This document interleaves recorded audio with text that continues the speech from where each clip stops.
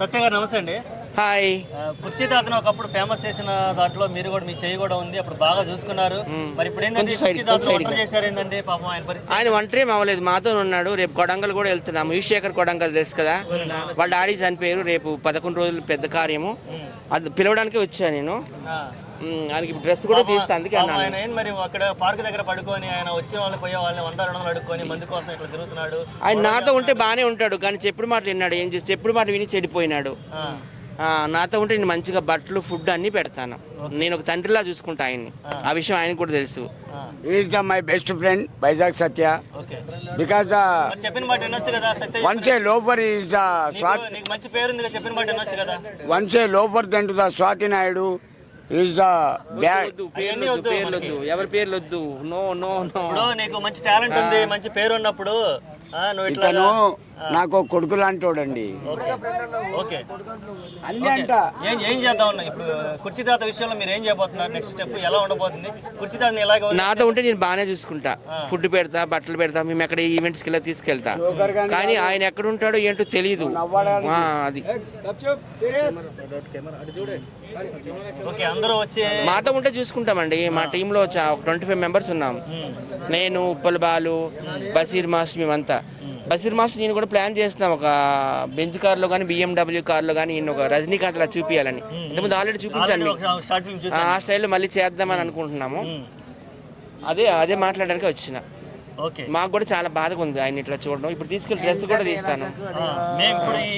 ఎందుకంటే మేము కూడా బాధపడి మిమ్మల్ని అడగాల్సి వచ్చింది. ఎందుకంటే ఇక్కడికి వచ్చిన వాళ్ళందరినీ 100-200 చేతులు చాపడం. ఇప్పుడు వచ్చి ఏమైనా అడిగాను, కొడంగల్ వెళ్దాం రేపు మా ఇంటికి అన్నాను లేదా, మాతో పాటు ఉండు డాడీ, ఎందుకు ఇలా ఉండడం మాకే బాధ అనిపిస్తుంది అంటున్నా నేను కూడా. ఒక మనిషికి భోజనం పెట్టడం, బట్టలు పెట్టడం అదేం పెద్ద ఇది కొండంత పని కాదు కదా.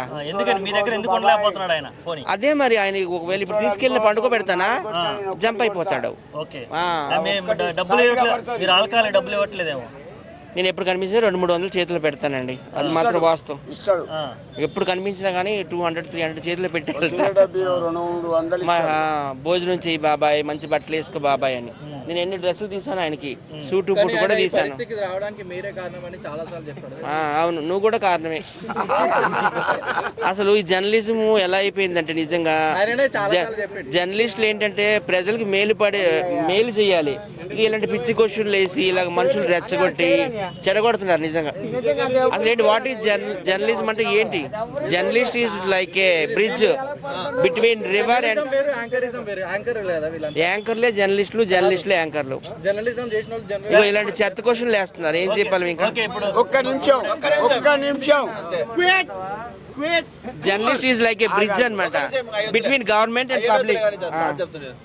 నేను పవన్ కళ్యాణ్ అరేగుడ అనిలే, ఒక యాంకర్ ఏం చేసిండు, నా ఫోటో పెట్టి పవన్ కళ్యాణ్ తిట్టినట్టు తీసిండు. ఒక 4 పిల్లలు నా మీదకి రావాలని చూసిండు, ఇరుగా తీస్తా. వాడేవాడు నువ్వేవని, నీకు ఇష్టం ఉంటే దండేసి వాని దండం పెట్టు. నాకు ఇష్టం లేదు, నా అభిప్రాయం నాది, నీ ఇష్టం నీది, నా ఇష్టం నాది. నా దగ్గరకు వస్తే కోస్తా నా కొడుకులారా. సత్యగారు చెప్పినట్టు సత్యగారితో ఉండబోతున్నారా మీరేమన్నా? అతనితో ఎప్పటికుంటా నేను, నా ఇష్టం. పార్క్ దగ్గర రండి, రావద్దని కాదు, సరదాగా రండి. అందరిపైన దాడి చేస్తున్నారు. ఎవరు నేనా? నన్ను అరే అంటే మాత్రం నన్ను కొట్టిండు. ఎక్కడరా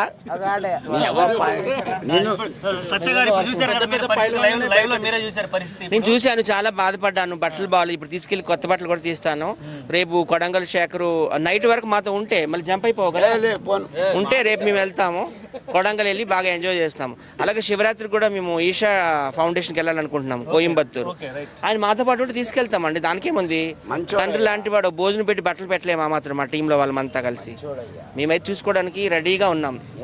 కానీ ఆయన జారిపోతే మేమేం చేయలేము. ఏ తల్లి కన్నాడో, ఏ తల్లి పిల్లాడో, అయ్య కడుపు సలగుండా రచన తెచ్చాడో మన వైజాగ్ సత్య ఉన్నాడంటే నేను నలుగురికి వెళ్ళి చేస్తాడంటే అల్లల్లా అల్లల్లా.